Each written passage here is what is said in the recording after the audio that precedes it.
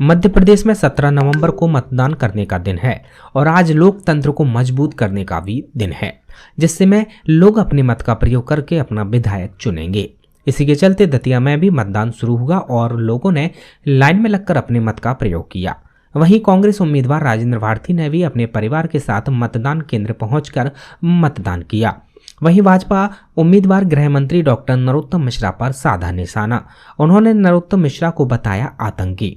कांग्रेस उम्मीदवार राजेंद्र भारती ने कहा कि आज की तारीख में सबसे बड़े आतंकी हैं नरोत्तम मिश्रा। वहीं आतंकवाद फैलाकर चुनाव लड़ रहे नरोत्तम मिश्रा वह चुनाव हार रहे हैं। ये प्रधानमंत्री से संबंधित कोई चुनाव नहीं है, ये शुद्ध रूप से नरोत्तम मिश्रा का चुनाव है और नरोत्तम मिश्रा इस चुनाव में हार रहे हैं। उन्होंने जो आतंकवाद की चर्चा यहाँ की है, तो आज की तारीख में तो सबसे बड़े आतंकवादी वही हैं जो अपने आतंकवाद को फैलाकर चुनाव लड़ रहे हैं। आप कह रहे हैं कि नरोत्तम मिश्रा जी ही सबसे बड़े आतंकवादी हैं दतिया के? यस, वो सबसे बड़े आतंकवादी हैं और उन्होंने ये सार्वजनिक रूप से मंच से कहा है कि दतिया में केवल एक ही गुंडा रहेगा। तो गुंडा और आतंकवादी एक ही श्रेणी में आते हैं। नहीं, मैं विवादित बयान नहीं दे रहा हूँ। उन्होंने जो कहा है मैं तो उसके संबंध में बोल रहा हूँ, उसका क्लियरिफिकेशन दे रहा हूँ उसको और स्पष्टीकरण उसको आगे जोड़ रहा हूँ। तो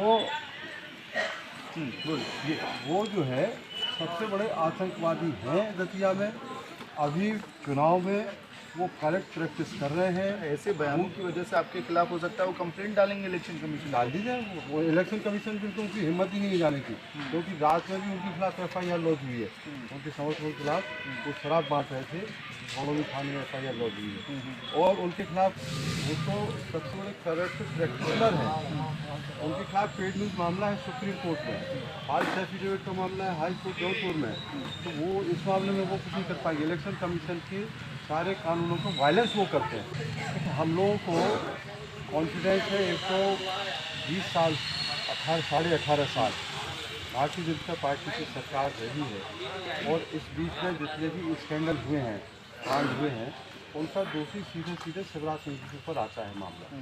तो एक तो एंटी इनकम्बेंसी वो है, दूसरा भ्रष्टाचार बहुत तरह से बड़ा है, बहुत ज़्यादा मात्रा में बढ़ा है और उसके कारण आम पब्लिक बहुत ज़्यादा परेशान है। ठीक है, यहाँ और ज़्यादा प्लस होता है। मंत्री जी भय और आतंक की राजनीति करते हैं मंत्री, तो उसके कारण उनके खिलाफ और ज़्यादा आक्रोश है और हम लोग वो लड़ाई लड़ रहे हैं।